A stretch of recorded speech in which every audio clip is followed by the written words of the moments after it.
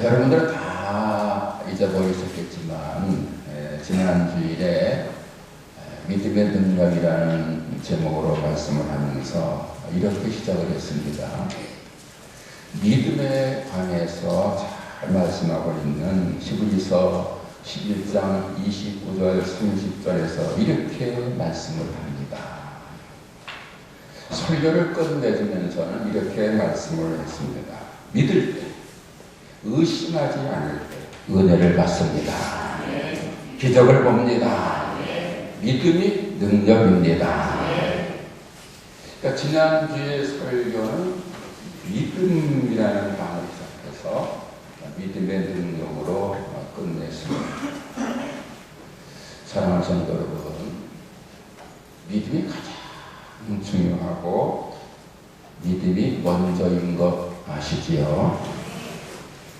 고린도전서 13장 13절에서 믿음, 소망, 사랑 이 세 가지는 항상 있을 것인데 그 중에 제일은 사랑이다 이렇게 말씀하고 있어서 많은 분들이 믿음보다 사랑이 더 중요하지 이렇게 생각하는 경우가 있는데 고린도전서 13장 13절의 말씀은 사랑을 강조하기 위한 말씀이고 사실은 믿음이 먼저 있어야 하는 겁니다. 하나님을 믿고 예수를 믿는 믿음이 먼저 있고 나서 비로소 소망도 사랑도 가치를 가지는 거예요. 믿음 없는 소망 허무해집니다. 믿음 없는 사랑 불행할 수 있습니다. 소망도 사랑도 먼저 믿음이 있어야 하는 겁니다. 믿음이라는 바탕 위에 소망이 있어야 그 소망이 흔들리지 않고 견고해지는 거예요. 사랑도 믿음이라는 기초 위에 세워져야 행복한 사랑이 될 수 있습니다. 믿음이 없으면 소망을 언제든지 흔들릴 수 있습니다. 믿음이 없으면 사랑도 언제든지 무너질 수 있습니다. 믿음이 먼저인 거예요. 참된 소망도 참된 사랑도 참된 믿음 위에 세워지고 성장되는 것입니다. 그러므로 참된 소망으로 날마다 평안하고 참된 사랑으로 언제나 행복하기를 원하시는 분들은 먼저 올바른 믿음을 가지셔야 하겠습니다. 믿음이 소망과 사랑의 기초이기 때문에 먼저 믿음을 가져야 하는 것이고 그 믿음은 올바른 믿음이야 합니다. 왜냐하면요, 믿음에도 바른 믿음, 참 믿음이 있는가 하면 틀린 믿음, 나쁜 믿음, 거짓된 믿음도 있기 때문에 믿음이 하나가 아니에요. 다양한 믿음이 있어요. 그런데 그 다양한 믿음 중에는요, 나쁜 믿음도 있는 거예요. 얼마 전에 김남이라는 여자가 신천지에 대해서 이제 폭로를 하는 그런 이제 일이 있었는데 이 김남이가 누구냐 하면은 신천지의 교주가 이만희잖아요. 그 이만희의 내연녀예요. 여러 해 동안 공부를 했대요. 그래서 그 이만희에 대해서 누구도 잘하는 사람이고 지금은 쫓겨났는데 한때는 그 신천지 제2인자로서 이만희가 죽었던 후계자로 이렇게 떠올랐던 사람. 신천지에서는 이 김남희를 만년의 어머니 이렇게 이제 칭송하고 있습니다. 그런데 그 김남희가 어느 날인가부터 신천지 잘못했다.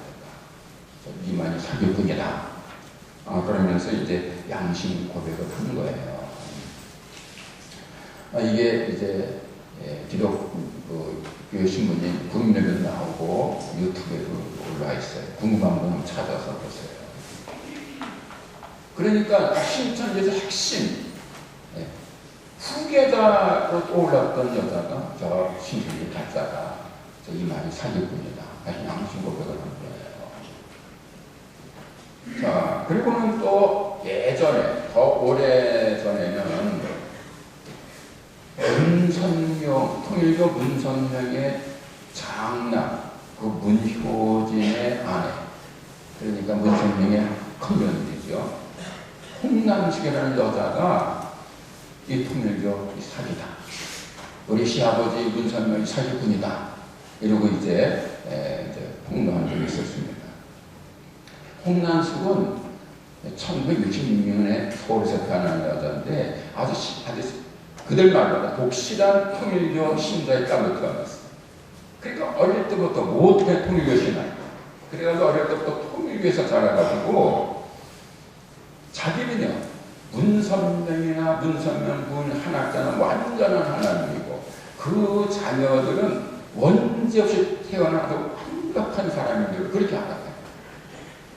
그러다가 이제 문선명이 어떤 특별한 이제 그 사랑을 입어가지고 큰며느리가 됐어요. 그래서 그 문선명 집안에 들어가서 그 문선명 장남하고 이제 혼인하고 살면서 보니까 이게 아닌 거예요.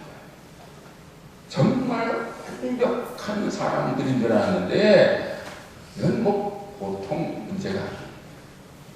문선명의 큰아들인 문효진이 어떤 자냐? 알코올 중독자, 코카인 중독자예요. 그 알코올 중독에 마약 중독자고 뭐 인격이 형편없는 거예요. 그 유튜브에 보면 그 문효진이 하는 그 모습 나오는데요. 개차반이에요. 이게 정말. 이게 홍남숙이 자기 남편을 보고 그리고 또 보니까 또 가족들 다 보니까 이건 아니에요. 그래서 이제 남편하고 이혼하고 그리고 문선명이 그것을 사기꾼이다. 이렇게 이제 공모를 한 거예요. 그런데 더 놀라운 것은 그 이제 홍남숙이의 그 통일교 문선명을 비난하는 그 일에 누가 동전했는데 누구냐면 문선명의 딸 중에 하나가 맞다. 자, 무슨 말이냐면 이 세상에는 참 종교를 말하고 참 신앙을 말하고 참 진리를 말하지만 사실은 거짓이고 불의한 사탄의 세력들이 많이 있다. 그 말씀이에요. 믿음이라고 다 좋은 게 아닌 거예요. 그래서 믿되 좋은 믿음, 바른 믿음을 믿으셔야 하는 겁니다. 나쁜 믿음, 잘못된 믿음은요 아무리 잘 믿어도 아무리 열심히 잘 믿어도 결국 파멸에 이르고 마는 거예요. 반면에 바른 믿음, 좋은 믿음은 잘 믿을 때 그 믿음으로 그 사람 자신이 구원을 받습니다. 그런 의미에서 여러분들은 다 행복한 분들입니다. 왜? 바른 믿음, 좋은 믿음, 구원의 이런 믿음을 믿고 계시기 때문입니다. 여러분, 예수를 모르는 사람들 중에서는요, 특별히 좀 이 인격이 좀 못된 것들 중에서는요, 기독교를 막 다른 말로 욕을 하잖아요. 제가 여기서 표현하고 싶어도 할 수가 없어. 너무 욕을 해가지고.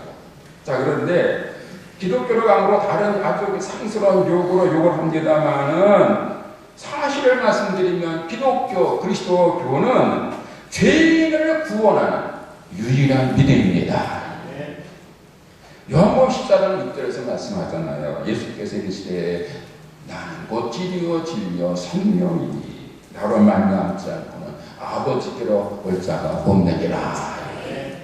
예수께서 말씀하시는 내가 곧 길이요 진리요 생명이라. 예수님이 누구시냐?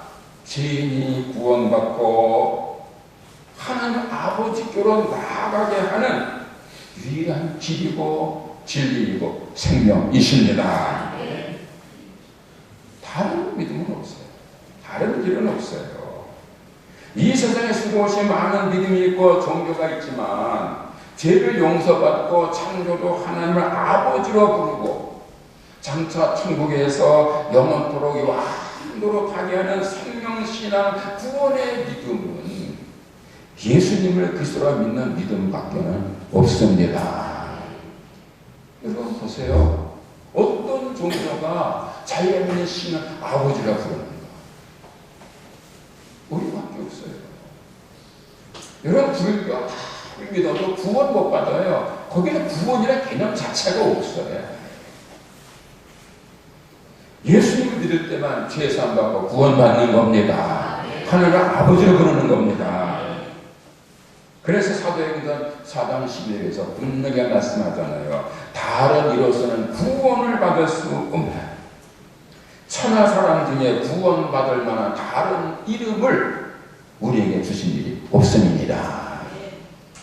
여러분, 세상 사람들이 무슨 말을 하건 관계없이 구원은 예수님을 믿어야만 받습니다. 예수님 외에 다른 구원이 없습니다. 예수님 외에 다른 구원자가 없어요. 다원주의자들은 예수님을 믿어도 다른 걸 열심히 믿어도 구원받아. 이렇게 말을 합니다만은 그렇지 않아요. 그러면 로마 교황, 김수환 추기경, 세계적으로 유명한 분들이지만 다 뭐라고 하십니까? 다른 신앙을 다 믿어도 천국 갑니다. 그렇게 얘기했어요. 하지만 성경은 예수님 외에는 구원이 없다고 말씀을 해요. 믿습니까? 우리 이걸 믿는 사람. 또 말씀드려요. 예수님을 안 믿어도 구원을 받을 수 있다면 왜 예수님이 십자가를 지셨어요? 다른 길이 있는데 왜 십자가를 지셨어요? 여러분 십자가를 보실 때마다 생각하세요. 저거밖에 없다는 거예요. 십자가밖에 없다는 거예요. 만약에 다른 길이 있음에도 불구하고 예수님이 십자가를 지었다면 그건 어리석은 거지. 바보 같은 짓이죠. 십자가밖에 없기 때문에 예수님이 십자가 지신 겁니다.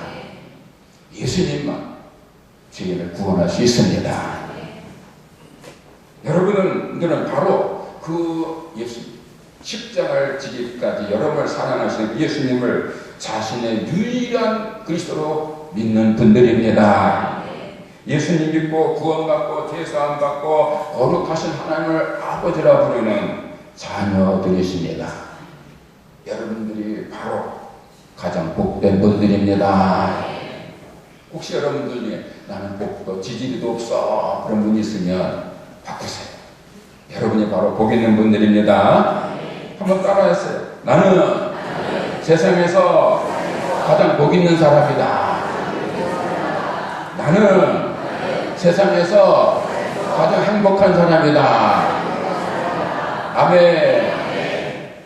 안 하는 분들도 있는데 왜 안 하느냐? 쑥스러워 사는 분도 있고, 내가 하는 분도 있고. 그런데 보세요. 천국은요, 어린아이 같은 사람이 들어간다고 예수께서 말씀하셨어요. 예수께서 마태복음 18장 3절에서 말씀을 해요. 진실로 너에게 이르노니 너희가 우리 어린아이와 같이 되지 아니하면 결단코 천국에 들어가지 못한다. 여러분들의 나이가 아무리 많으셔도 아무리 목사 할아버지, 장로 할아버지라도 순전하지 않으면 천국에 못 들어갈 수 있어요. 여러분, 사람은 전능하신 창조주 하나님 앞에서는 어린아이같이 순전한 마음, 순전한 믿음으로 하나님을 찬양하는 예수님을 찬양해야 하는 겁니다. 아울러 세상에서 가장 큰 복을 받은 사람답게, 세상에서 가장 행복한 사람답게 날마다 행복을 노래하면서 자신의 믿음이 순전하고 올바른 믿음인 것을 증명해야 할 것입니다. 여러분, 오늘 설교 제목이 믿음의 증거인데 믿음은 증명되어야 합니다. 어떤 사람이 자기는 아무리 믿음이 좋다고 자랑을 해도 그 믿음을 실제적으로 삶을 통해서 언행을 통해서 증명하지 않으면 그 믿음이 정말로 좋고 나쁜 믿음인지를 알 수가 없어요. 믿음은 증명돼야 되는 거예요. 증거되어야 되는 거예요. 여러분, 믿음 증명해야 돼요. 어떻게 증거하겠습니까? 증거가 뭐겠습니까? 무엇으로 여러분 믿음을 증거하겠습니까? 하나님의 말씀에 순종하는 것입니다. 하나님께서 명하는 대로 그대로 순종하는 것, 그게 믿음의 증거. 예를 들면 이런 겁니다. 전에도 말씀드린 적이 있는데 깊이 생각할 것이 있어요. 어떤 아버지가 하루는 아들을 이렇게 한 키 정도 되는, 떨어져도 죽지 않을 정도로 좀 심하면 다칠 정도 이렇게 약간 높은 데 세워놓고 뛰어라 그랬어요. 그랬더니 아이가 무서워. 나 못 뛰어. 다쳐. 그러니까 아버지가 괜찮아. 내가 받아줄게. 날 믿고 뛰어라. 그랬더니 아들이 무섭지만 아빠 말을 믿고 바짝 뛰었어요. 그랬더니 아버지가 다 받아줬어요. 어린 아들은 높은 곳이 무서워서 뛰고 싶지 않았지만 아버지가 받아준다는 말을 믿고 뛰었더니 아버지가 받아줬어요. 그래서 너무 기뻤어요. 자, 그런데 얼마 후에 아버지가 다시 아들을 교국에 세워놓고 또 뛰라 그랬어요. 또 뛰라. 아들은 또 무서웠지만 지난번에 아버지가 받아준 것을 생각하고 뛰었어요. 그랬더니 이번에는 아버지가 안 받아줬어요. 그래서 땅에 떨어져가지고 얼굴이 까지고 다리를 다쳤어요. 화가 난 어린 아들이 울면서 아버지에게 따졌습니다. 아빠, 나빠! 지난번엔 받아주더니 오늘은 왜 안 받아줘서 나 다치게 했어? 아빠 나빠! 그랬더니 아버지가 이랬다는 거예요. 얘야, 지난번에 내가 너를 받아준 거는 세상 사람들은 다 못 믿어도 아버지는 믿으라는 뜻이다. 그런데 오늘은 받아주지 않아서 내가 다치게 한 것은 세상에는 믿을 사람이 하나도 없다는 것을 깨닫게 하기 위한 것이다. 아들이 아버지의 말을 믿었을 때는 그 아버지의 말에 순종해서 뛰었어요. 믿을 때는 순종해서 뛰어오는 거예요. 그런데 이제 한번 속은다면 그다음부터는 이제 못 믿겠지. 그렇잖아요. 그럼 못 믿으면 못 뛰어요. 믿으면 순종할 수 있는데 못 믿으면 순종할 수 없어요. 여러분, 믿음은 말씀에 순종할 때 증명되는 것입니다. 성경적 믿음은 성경 말씀에 순종함으로 증명되는 거예요. 여러분들이 아무리 믿음이 좋다고 주장해도 성경 말씀에 순종하지 않으면 그 믿음은 헛되다. 성경적 바른 믿음의 증거는 성경 말씀에 순종하는 것입니다. 그래서 오늘 본문 요한복음 14장 21절에서 이렇게 말씀하는 겁니다. 나의 계명을 지키는 자라야 나를 사랑하는 자니 나를 사랑하는 자는 내 아버지께 사랑을 받을 것이고 나도 그를 사랑하여 그에게 나를 나타내리라. 24절에서 이렇게 말씀합니다. 나를 사랑하지 아니하는 자는 내 말을 지키지 아니하나니 너희가 듣는 말은 내 말이 아니요 나를 보내신 아버지의 말씀이니라. 이 말씀은요, 예수님을 사랑하는 사람은 예수님의 말씀에 순종해서 그 계명을 잘 지키지만 예수님을 사랑하지 않는 사람은 예수님의 말씀을 지키지 않는다는 말씀입니다. 예수님에 대한 사랑은 예수님의 말씀, 예수님의 계명에 순종할 때 증명된다는 말씀이에요. 예수를 사랑한다고 말하면서 예수님 계명에 순종하지 않는 사람은 예수님을 사랑하는 사람이 아닌 거예요. 그런데 이 말씀에서 내 계명을 가지고 지키는 자라 나를 사랑한다는 이 요한복음 14장 21절 말씀에서 이 사랑이라는 단어를 믿음이라는 단어로 바꿔도 뜻은 똑같습니다. 사랑이라는 단어를 믿음이라는 단어로 바꾸면 이렇게 될 겁니다.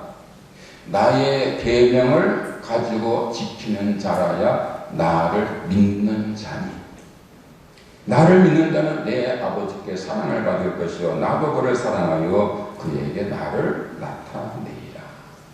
24절은 이렇게 될 겁니다. 나를 믿지 아니하는 자는 내 말을 지키지 아니하나니 너희가 듣는 말은 내 말이 아니요 나를 보내신 아버지의 말씀이니라. 사랑하게 되면 순종하게 되는 것처럼 믿으면 말씀에 순종하게 되는 것입니다. 좋은 예가 여호수아 3장에 나옵니다. 구약성경 여호수아 3장을 보시면요, 40년 광야 생활을 끝낸 이스라엘 백성들이 이제 약속의 땅 가나안 땅으로 들어가는 장면이 나와요. 여러분 이제부터 상상을 좀 잘 하시기를 바랍니다. 많은 이스라엘 백성들이 지금 가나안 땅으로 들어가고 있습니다. 얼마나 좋았겠습니까? 40년 광야 생활을 마치고 마침내 젖과 꿀이 흐르는 그 가나안 땅, 약속의 땅으로 들어가게 됐었을 때 얼마나 기쁘고 좋았겠어요. 여러분 광야 생활은요, 한 일주일은 재밌을지 몰라도 한 달, 두 달 지내보세요. 이거는 아주 그냥 죽을 찡일 거예요. 그런데 자그마치 40년 동안이나 광야를 이렇게 방황하다가 이제 마침내 가나안 땅에 들어가도 좋다는 하나님의 허락을 받았을 때 그 여호수아와 이스라엘 백성들이 얼마나 기뻤겠어요. 춤추며 노래하며 즐거워했을 거예요. 여호수아 이스라엘 백성들은 그렇게 기뻐하며 젖과 꿀이는 약속의 땅 가나안 땅을 향해서 나아갔어요. 룰라가 노래 부르면서 나아갔어요. 그런데 얼마 못 가서 실망하고 말았어요. 왜냐? 요단강이 철철철철 넘쳐 흐르고 있었던 거예요. 요단강은 지금의 요르단과 이스라엘 사이에 있는 강입니다. 그러니까 지도를 보면 요르단강으로 이렇게 표기가 되어 있습니다. 그런데 이 강은요, 평소에는 아주 작습니다. 폭도 좁고 깊이도 얕아요. 그냥 건너갈 수 있는 거예요. 지금은 더 작아졌어요. 지금은 갈릴리 호수에 댐을 만들어가지고 물을 안 보내서 이거는 진입만도 못해. 이렇게 아주 얕은 그런 강. 그런데 그 요단강이요, 우기가 돼서 비가 많이 오면 이게 넘치는 거예요. 넓고 거센 물이 흐르는 험한 강으로 바뀌는 거예요. 그런데 이스라엘 백성들이 그 가나안 땅에 들어가려고 요단강 건너려 할 때 그때가 마침 우기 때 비가 많이 와서 그냥 그 요단강이 넓어지고 깊어진 때였어요. 그때 상황에 대해서 여호수아 3장 15절에서 이렇게 말씀을 합니다. 요단이 곡식 거두는 시기에는 항상 언덕에 넘치더라. 같은 말씀을요, 표준세번역 성경에서는 이렇게 말씀합니다. 마침 추수기간이어서 제방까지 물이 가득 차 올랐다. 이스라엘 백성들이 가나안 땅에 들어가려고 이제 요단강을 건너려는데 강물이 넘쳐오고 있었던 거예요. 당연히 이스라엘 백성들은 실망할 수밖에 없었습니다. 저 강을 어떻게 건너나? 배도 하나도 없는데 이 많은 사람들이 저 강을 어떻게 건너나? 우기가 끝날 때까지 와서 비 맞고 기다려야 되나? 걱정하게 되는 거예요. 그런데 그때 이스라엘의 지도자인 여호수아가 말도 안 되는 놀라운 명령을 내리는 거예요. 제사장들을 불러놓고 제사장 여러분들 하나님의 법궤를 어깨에 메고 강으로 들어가시오. 상식적으로 말도 안 되는 무모한 명령을 내린 거예요. 여러분, 여름철에요, 폭우가 쏟아질 때 이 계곡에 물이 넘치면 들어가면 안 됩니다. 잘 아시죠? 평상시에는 뭐 물이 없어도요, 폭우가 쏟아지고 그게 되면 계곡이 그냥 금주로 그냥 넘쳐오릅니다. 거기 건너면 절대로 안 됩니다. 자기 생명을 위기에 빠뜨린 어리석은 짓이 되는 겁니다. 아주 특별한 안전장치를 갖추기 전에는 불어난 계곡을 걷는 게 아닙니다. 이 폭우로 불어난 계곡은요, 생각보다 훨씬 위험해요. 혹시 여러분들이 뭐 얕은데 무릎밖에 안 차는데 그래도 조심해요. 왜? 건너다가 혹시 또 미끄러 넘어지면은, 또는 금리에는 돌이 막 굴러오거든요. 나무덩이가 굴러오거든요. 거기가 다리에 맞으면 쓰러지거든요. 그럼 그냥 떠내려가서 익사합니다. 그래서 여름철에 계곡에서는 정말 조심해야 되는 거예요. 그런데 지금 불어난 강을 건넌다? 이거는 더 말할 수 없이 위험한 일이에요. 배를 타고 건너는 게 아니에요. 하나님의 언약궤를 메고 맨몸으로 강물 속에 들어가는 거예요. 그거는 자살이에요. 그런데도 여호수아의 지목을 받은 제사장들이요, 하나님의 언약궤를 메고 철철 넘쳐오는 요단강물로 들어가는 거예요. 하나님께서 여호수아에게 말씀하기를 이스라엘 지파에서 각 지파에 한 사람씩 12명을 택하라. 온 땅에 주 여호와의 궤를 맨 제사장들의 발바닥이 요단물을 밟고 멈추면 요단물 곧 위에서부터 흘러내리던 물이 끊어지고 한 곳에 쌓여 서리라. 그 말씀을 믿습니다. 틀림없이 그랬을 거예요. 여호수아가 제사장들 불러서 언약궤 메고 들어가세요.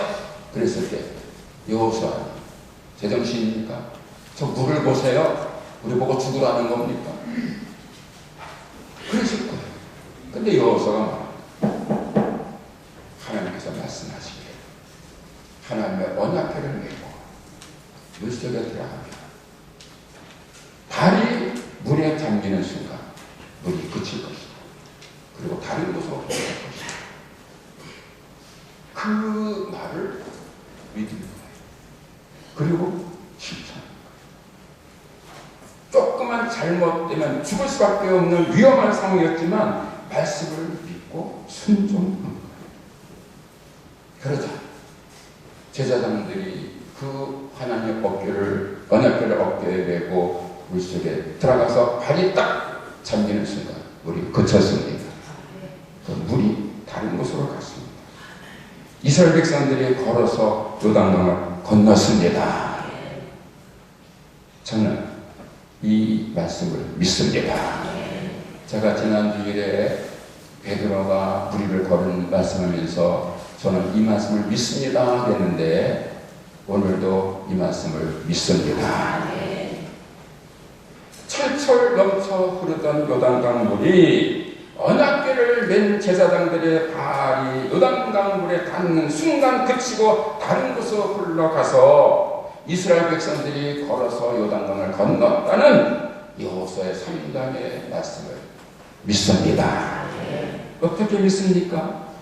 하나님은 전능하신 하나님이시기에 믿습니다. 이 전능이라는 게 중요한 거예요. 전능. 무엇이든지 가능한 거예요. 얼마나 불가능이 없는 거예요. 인간이 상상할 수 없는 그 어떤 것도 하나님은 하실 수 있습니다. 그게 전능이에요.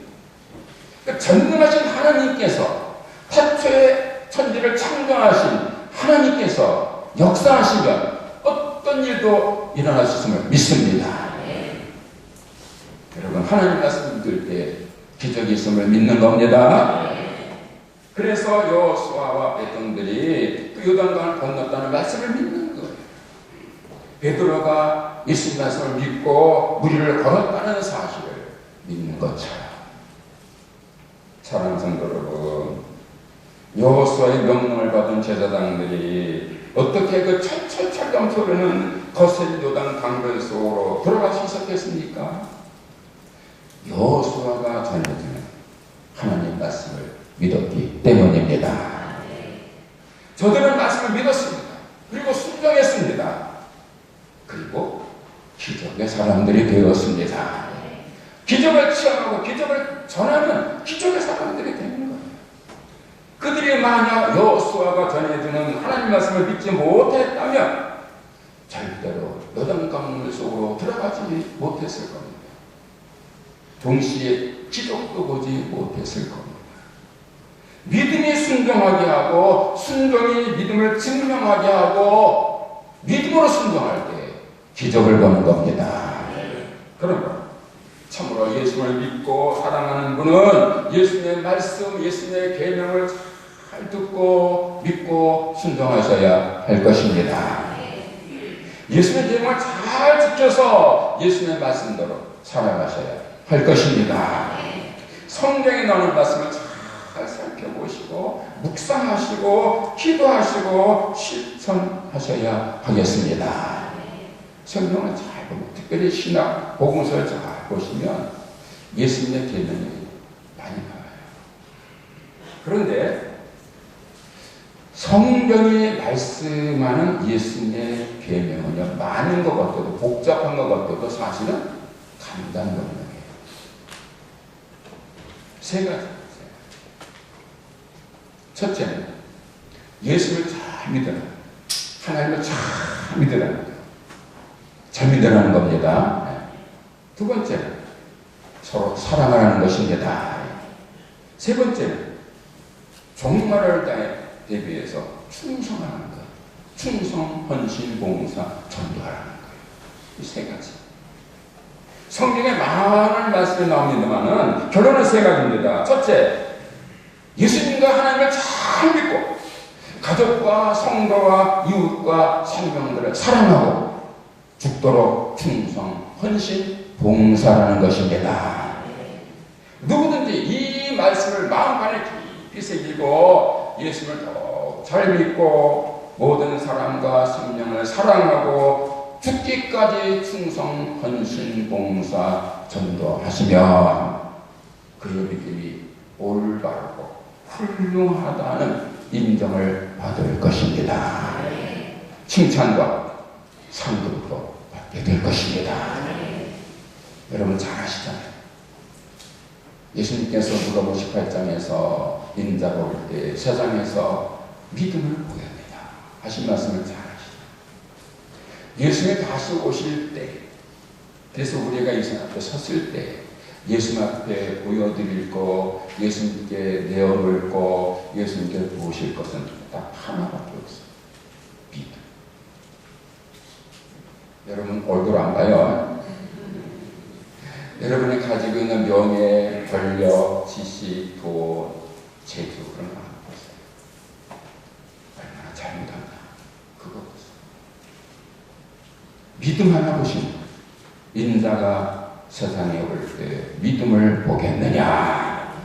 그러므로 자신의 믿음이 인정받고 칭찬받고 상급받는 사람이 진실로 행복한 사람입니다.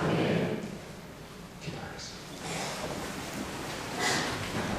하나님 아버지, 예수님 앞에 섰을 때 믿음을 인정받고 칭찬 듣는 성도 되게 하옵소서. 믿음이 인정받기 위해서는 순종해야 함을 기억하게 하옵소서. 하나님의 말씀, 예수님의 말씀이 때로는 이해되지 않을지라도 순종하고 복종하게 하옵소서. 그래서 하나님을 잘 믿고 예수님을 잘 믿고 가족과 성도와 이웃들을 사랑하고 저기까지 충성, 헌신, 봉사하는 믿음으로 주님께 인정받게 하옵소서. 마지막 날 잘 믿었다고 칭찬 듣게 하옵소서. 예수님의 이름으로 기도하옵나이다.